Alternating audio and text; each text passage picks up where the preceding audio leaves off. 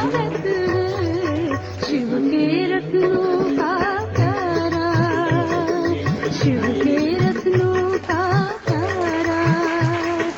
संगम युग में आया ये दिन, संगम युग में आया ये दिन, आज अलौकिक न्यारा, आज अलौकिक न्यारा।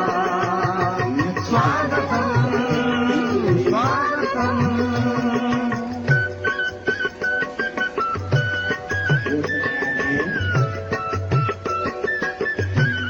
स्वागत गीत के लिए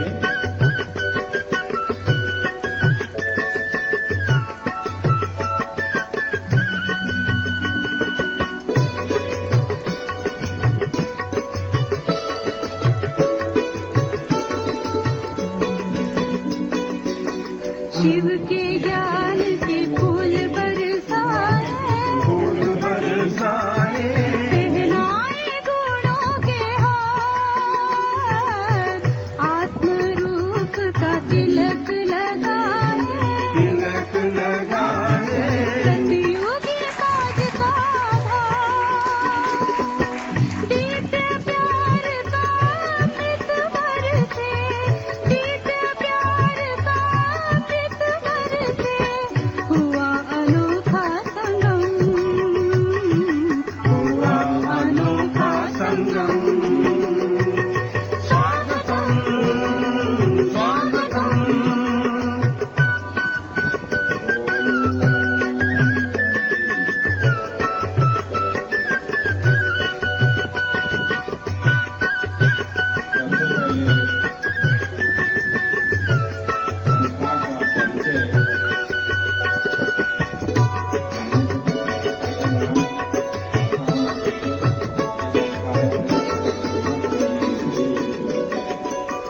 आप पधारे जगमग चमका, जगमग चमका, आज हमारा ये आंगन, रूहों के रूहानी मिलन से, रूहानी मिलन से, हर्षाया हर एक मन,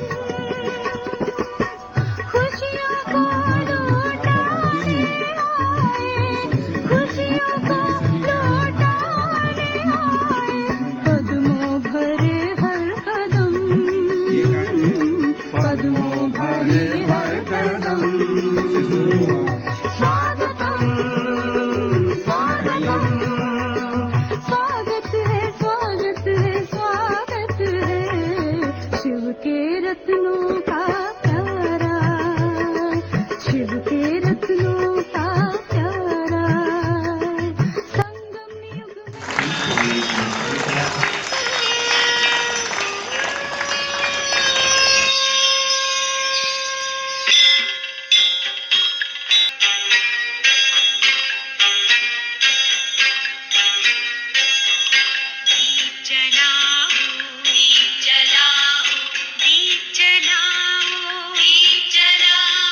जगमग दिया जले, संस्कृति की जो चले, जग में होगा उजियारा, जग में होगा उजियारा, जग में होगा उजियारा।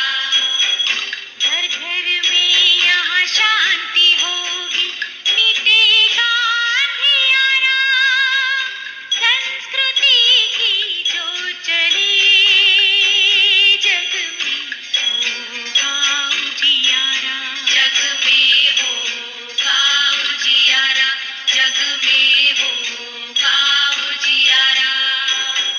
दीप जलाओ, दीप जलाओ, दीप जलाओ, दीप जलाओ, जगमग दिया जले, संस्कृति की जो चले, जग में होगा उजियारा, जग में होगा उजियारा, जग में होगा उजियारा।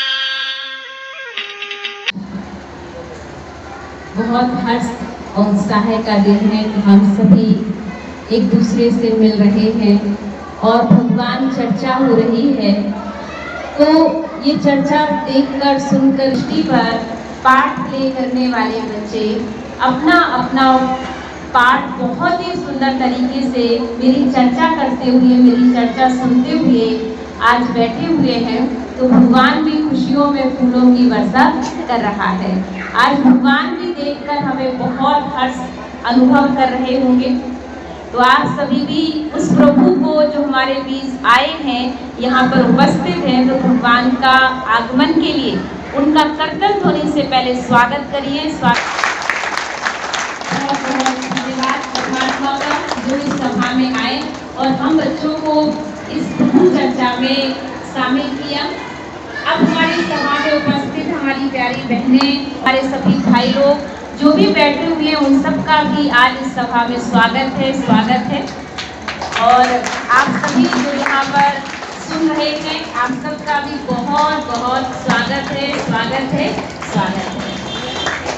आज का ये प्रोग्राम बहुत खास है क्योंकि भाई साहब ने इतनी सारी बातें आप सबको कह दी हैं कि कुछ और बताने के लिए तो नहीं लग रहा, लेकिन फिर भी जब टॉपिक ही दिया है तो बात करना अनिवार्य है कि परमात्मा हम सभी को जीवन जीने की जो कला सिखाते हैं, थोड़ा बच्चों को शांत कर दें, जो कला सिखाते हैं कि कैसे हम अपने घर गृहस्थ को सुख शांतिमय बना सकते हैं, खुशियों से भर सकते हैं। आज हमारा घर जो दुख और अशांति से कहीं ना कहीं भरा हुआ है, बात बात पर घर में लड़ाई और झगड़े कलह कलेश हो रही है, उस घर में कैसे सुख शांति का वास हो जाए, कैसे घर में प्यार और स्नेह की वर्षा होने लगे। अगर थोड़ी सी विधियां हमने जान ली तो हमारा घर क्या बन जाएगा? स्वर्ग बन जाएगा। क्योंकि सारा बनाने का तरीका बहुत सिंपल है। करना क्या है? हमें अपने विचारों को बस थोड़ा अटेंशन देने की ज़रूरत है। सिर्फ सोच पर ध्यान देना है, और अगर हमारा सोच पर संपूर्ण ध्यान रहा तो हम अपने विचारों से अपनी दुनिया जैसी बनाना चाहें वैसी खूबसूरत दुनिया बना सकते हैं। लेकिन उस खूबसूरत सुंदर दुनिया बनाने के लिए हमें अपने विचारों पर थोड़ा अटेंशन देने की आवश्यकता है। लेकिन हम कर क्या रहे हैं? आज हमारा सारा अटेंशन सामान, चीजों, वस्तुओं को इकट्ठा करने में लगा हुआ है कि बढ़िया बढ़िया सोफा सेट लग जाएगा तो बड़ी शांति मिलेगी, बड़ा आराम मिल जाएगा। हमने अपने घर में अच्छे से अच्छा सोफा सेट लगवा लिया, लेकिन फिर भी मन सेट नहीं हुआ। हमने सोचा कि बढ़िया से बढ़िया हमारे घर में टीवी सेट आ जाएगा, टीवी चलेगी, मनोरंजन होगा, बढ़िया साउंड सिस्टम होगा ना, मोबाइल होगा, टीवी देखेंगे, मूवी देखेंगे, मनोरंजन अच्छा होगा, बड़ी शांति मिल जाएगी। हमने वो भी सारा तरीका अपनाया, लेकिन उसके बाद भी हमारे पास सारे सेट आए, लेकिन हमारा मन फिर भी अपसेट भी रहा। हमने सोचा बढ़िया एसी लगवा लेते हैं, ठंडक आ जाएगी, लेकिन तन तो ठंडा हो गया पर मन ठंडा फिर भी नहीं हुआ। फिर भी मन में अशांति की अशांति ही बनी रही। जब हर चीज हमने इकट्ठी कर ली, लेकिन हमने अपने रिश्तों को नहीं संभाला, बस हमने वस्तुओं को संभालने में सारा टाइम दे दिया। अगर आज आप देखिए, मोबाइल टूट जाता है, हमारा दिल टूट जाता है। अगर गिर जाए तो हम इतने दुखी हो जाएंगे, इतने परेशान हो जाएंगे, जैसे लगता आज इनका पता नहीं कौन महत्वपूर्ण इंसान इनके जीवन से चला गया। और अगर कोई इंसान चला जाता है तो हमें कोई दर्द नहीं।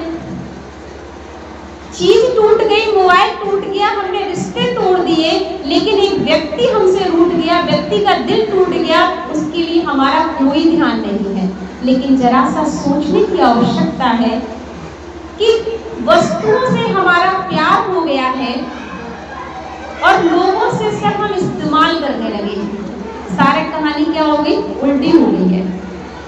वस्तुओं का इस्तेमाल करना था, व्यक्तियों से प्यार करना था, लेकिन हमें वस्तुओं से हो गया प्यार और व्यक्तियों का हो गया इस्तेमाल। जब तक आपसे हमारी कोई जरूरत पूरी हो रही है, हमारा काम बन रहा है, तब तक हम आपकी बहुत तारीफ करेंगे, बहुत आपके पास उठे बैठेंगे, आपका बड़ा सम्मान करेंगे, आपकी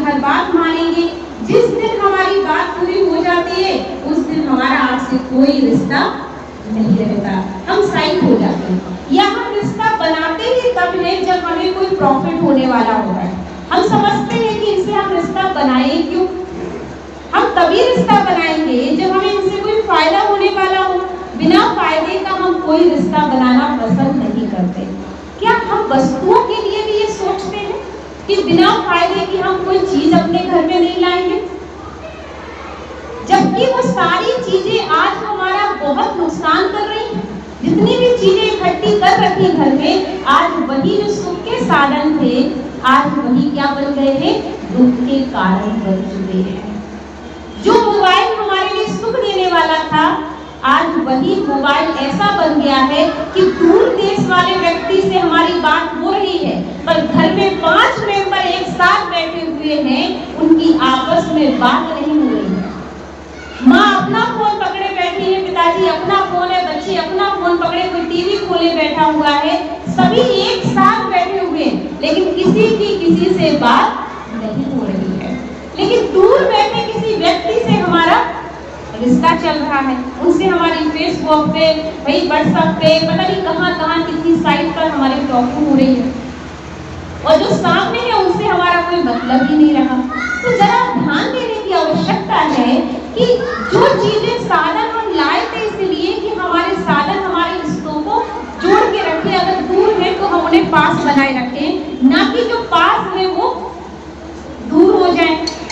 तो इन चीजों को हम जो चीजें यूज कर रहे हैं, ये सिर्फ हमारे इस्तेमाल के लिए आवश्यक थी कि हमारी आवश्यकताएं पूरी करें, ना कि हमारा उनसे क्या हो जाए, प्यार हो जाए। आज लोगों को खाना मिले ना मिले, लेकिन मोबाइल नहीं छूटना चाहिए, रिचार्ज नहीं छूटना चाहिए। आज हमें इतना आदी हो चुके हैं इन चीजों के, लोग छूट जाए, घर में छूट जाए, रिश्ता टूटना हो तो टूट जाए, प्रॉपर्टी नहीं छूटनी चाहिए। तो जरा सोचिए कि हमने ये साधारण चीजें हम खरीद किस लिए रहे थे, रिश्तों को सुंदर बनाने के लिए या रिश्तों को खराब करने के लिए? किस लिए चुना था हमने साधनों को? साधना के लिए थे कि हमारी साधना अच्छी हो जाए, हमारा जीवन और अच्छा सहज हो जाए, ना कि वो जीवन हमारा समाप्त होने लगे। तो थोड़ा सा ध्यान दीजिएगा कि जिन चीजों के पीछे हम भाग रहे हैं, वो चीजें हमसे और दूर दूर दूर दूर भागती जा रही है। और सबसे महत्वपूर्ण है कि जिन चीजों को हम भाग रहे, सोचते ये चीज खरीद लेंगे तो शायद हमारी सब कुछ पूर्ति हो जाएगी। हमने सोचा कि हमारे घर में ये चीज आ जाएगी, ये चीज आ जाएगी, और वो सारी चीजें आती चली जा रही हैं। फिर भी हमारे अंदर से कोई कमी महसूस, ये लगता है कि अभी तो और भी चाहिए था।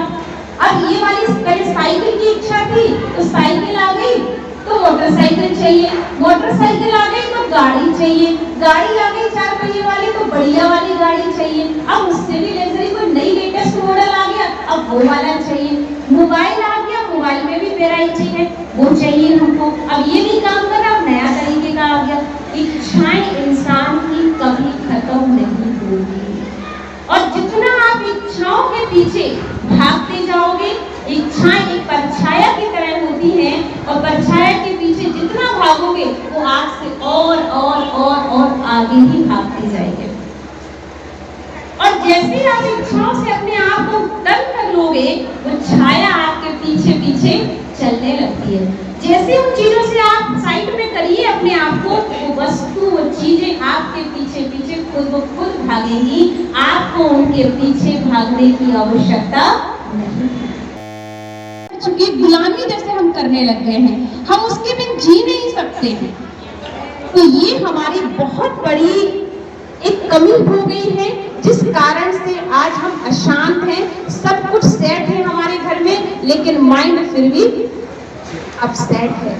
जब सेट पे अपसेट है तो क्या फायदा कि ये सेट इकट्ठे करने, चूड़ी सेट, डिनर सेट, फलाना सेट, लेकिन मन अपसेट, तो वही सेट का क्या करेंगे हम? इसलिए आज से संकल्प करके आपको जाना है कि आत्मा स्वतः ही स्वधर्म से ही शांत स्वरूप है। जो नेचर है हमारा ओरिजिनल नेचर, मेरा ओरिजिनल नेचर है, आत्मा का स्वधर्म क्या है? शांत। कैसा है मेरा नेचर? अब 1 मिनट शांत हो जाइए, जरा आंखें बंद कर लीजिए और अपने मस्तक पर ध्यान एकाग्र करिए, स्वयं को देखिए। मैं जगमगाता हुआ एक चमचम करता दीपक हूँ और मैं दीपक एकदम शांत। लंबी गहरी श्वास लेके ओम की ध्वनि करें।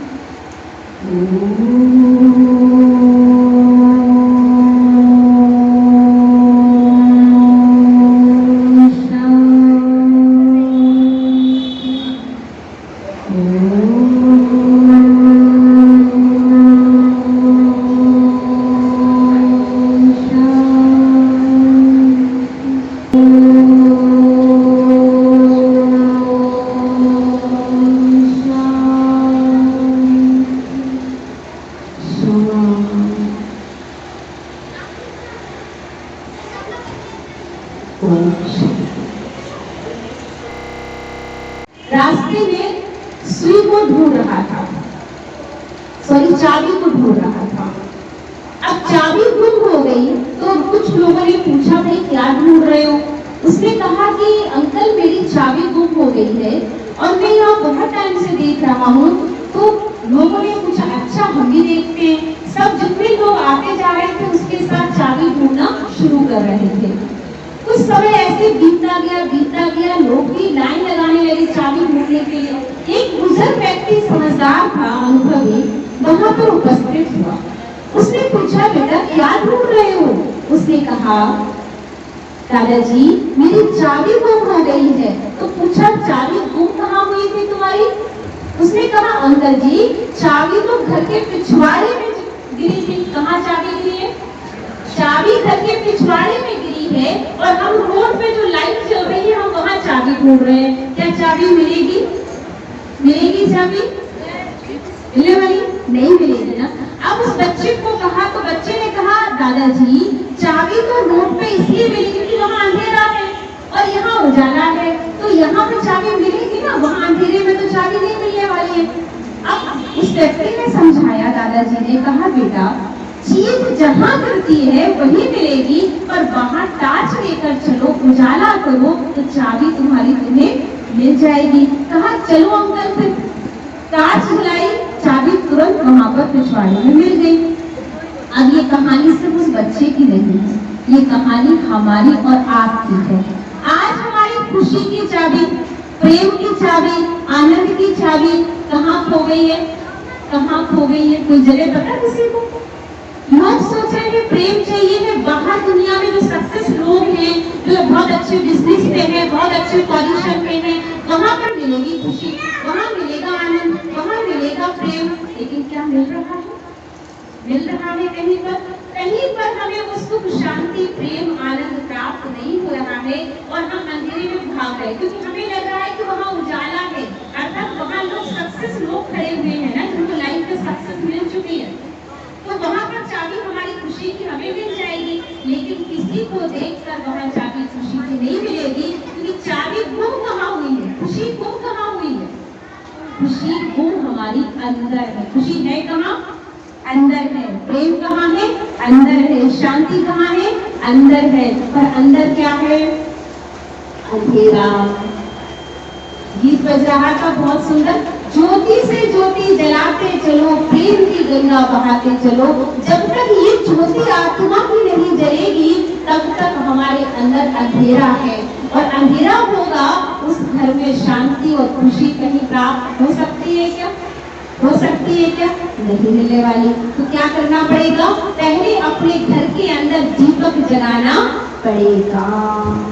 क्या जलाना है? पहले हमें अपने अंदर ये दीपक जलाना है, और जब ये दीपक जल जाएगा तो दीपक के जलने से हमारी आत्मा की ज्योति जलते ही सुख, शांति, प्रेम, आनंद, खुशी सब कुछ स्पष्ट दिखाई देने लगेगा। हमें भटकने की जरूरत नहीं पड़ेगी। सिर भारी होगा, तनाव में होगा तो आप कुछ करना चाहोगे पर कर नहीं पाओगे, क्योंकि यहाँ पर क्या है? बहुत भारी है। इसलिए आज संकल्प करते हैं, सभी अपना अपना हाथ आगे कर लीजिए, आगे हाथ करिए सभी। आपके मन में कोई भी बुराई हो, किसी के लिए भी चल रही हो, सब अपने हाथ पर रखना शुरू करेंगे।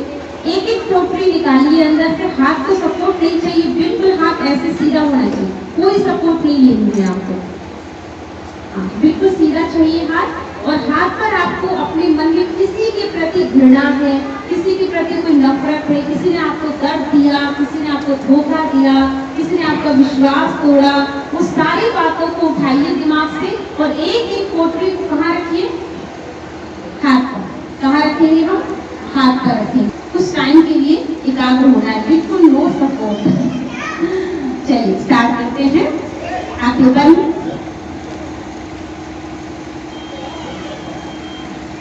किसी के लिए भी कोई भी मन में छल, कुशलारी, ईर्ष्या, कोई भी बुराई चल रही है मन में, वो बात उठाइए मन से और हाथ पर रखते जाइए। धोखा दिया वो भी उठाइए, हाथ पे रखिए। किसी ने मेरा विश्वास तोड़ा, वो भी हाथ पे रखिए।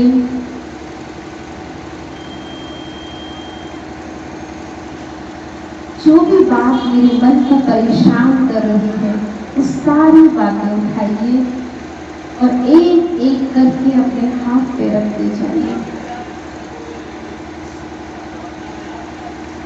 और दिमाग को एकदम हल्का करिए, कोई भी लोड नहीं मन के ऊपर, एकदम हल्का होता जा रहा है, बोझ उठता जा रहा है और हाथ भारी हो रहा है। हाथ पर बहुत सारा लोड आ गया है, दिमाग एकदम खाली शांत।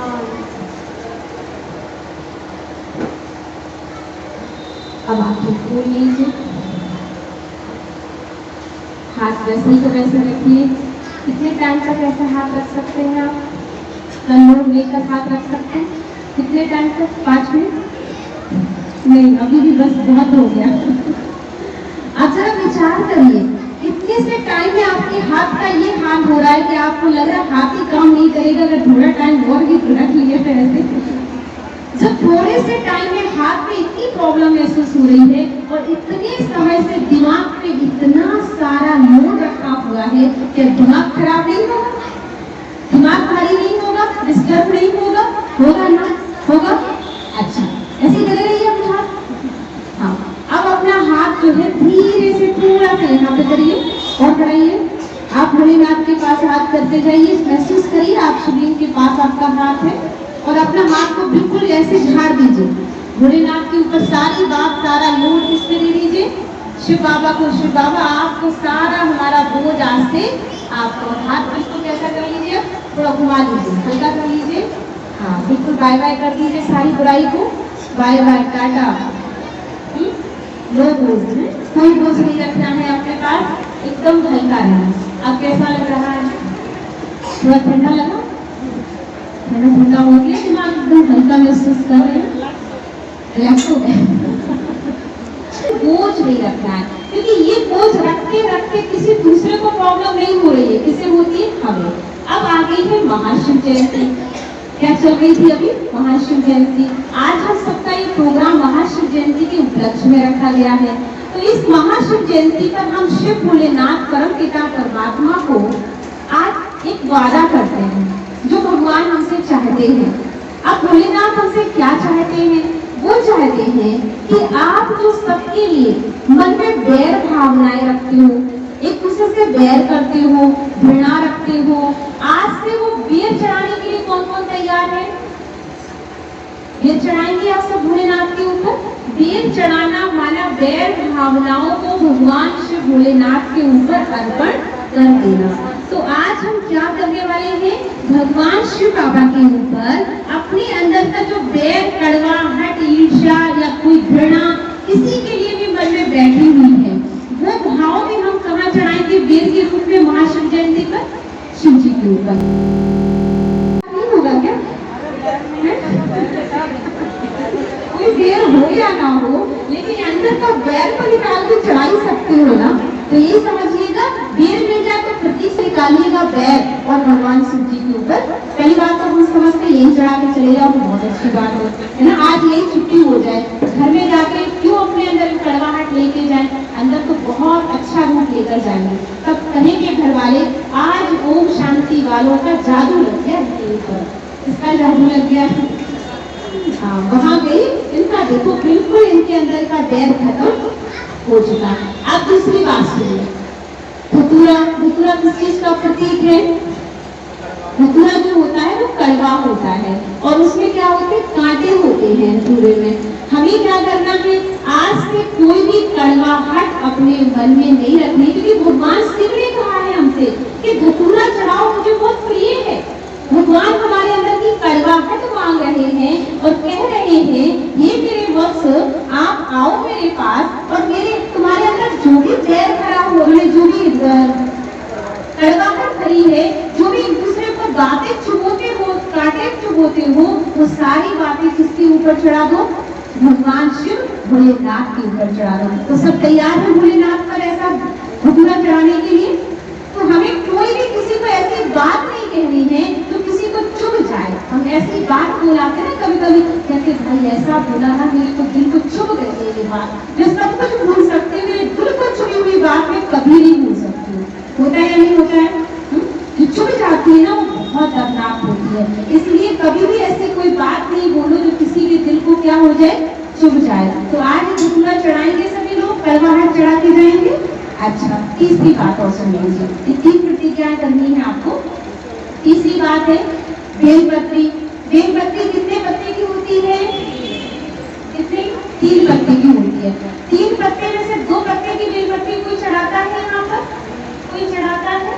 1 पत्ते वाली 3 पत्ते की क्यों चढ़ाते हैं 3 पत्ते की?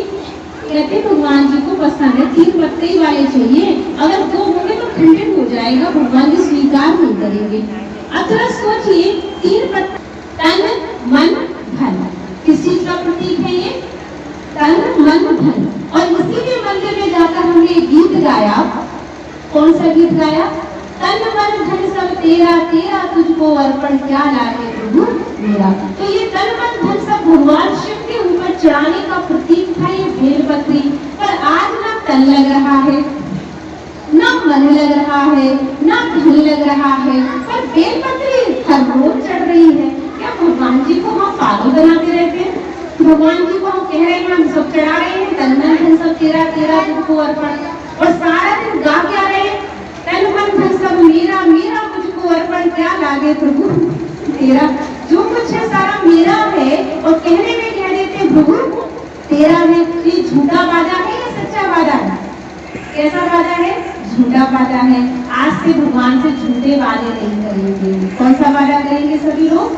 सच्चा वादा करेंगे। कौन सा वादा करने वाले हैं हम? भगवान से आज वादा करते हैं कि हम आज से अपना तन मन धन सब प्रभु तेरा तुझको अर्पण क्या लागे प्रभु मेरा। आज हम जब भी बेलपत्री चढ़ाएंगे, आज तक अपनी लाइफ भर हम ये याद करेंगे, 3 पत्ते माना तन मन धन।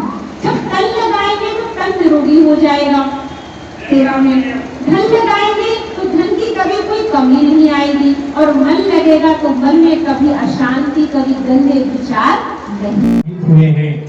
जो ये प्रतिज्ञा करके जाएंगे कि जिस्मानी सेवा के साथ साथ हम रूहानी सेवा भी करें, क्योंकि अगर रूहानी सेवा सीख गए तो ये अपना जीवन तो सुख शांति से भरपूर करेंगे ही, आप सभी का भी जीवन सुख शांति से भरपूर करेंगे। इसलिए हम आज इस कार्यक्रम के अंतिम कड़ी में अपने मुख्य अतिथि से अनुरोध करेंगे, 2 आशीर्वचन आप लोगों के सम्मुख प्रस्तुत करें। परम आदरणीय मुख्य अतिथि जी।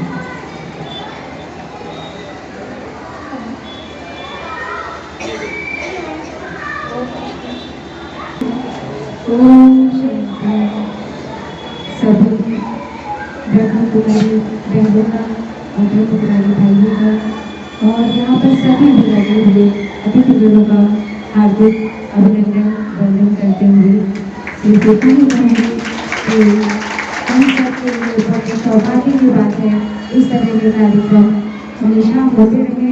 हम आगे भी चाहेंगे कि दीदी जी ने जैसा अभी सुनाया हम लोगों को बहुत शांति मिली और अपना बैर भाव दुष्ट कड़वाहट सभी को शिव भोले बाबा को समर्पित करते हुए अपने सारे कर्मों को करते हुए भगवान यही कहते हैं कि सर्वधर्मान् परित्यज्य मामेकं शरणं व्रज अहं त्वा सर्वपापेभ्यो मोक्षयिष्यामि मा शुचः। भगवान का यही कहना है कि जो भी कर्म करो बिना शर्त होते हुए कर्म करते हुए उसको समर्पित करते हुए समाज के लिए काम करते रहो, ईश्वर को याद करते रहो। ईश्वर की प्रार्थना के साथ आप सबसे मेरा यही अनुरोध है कि समय के साथ जागते रहिए।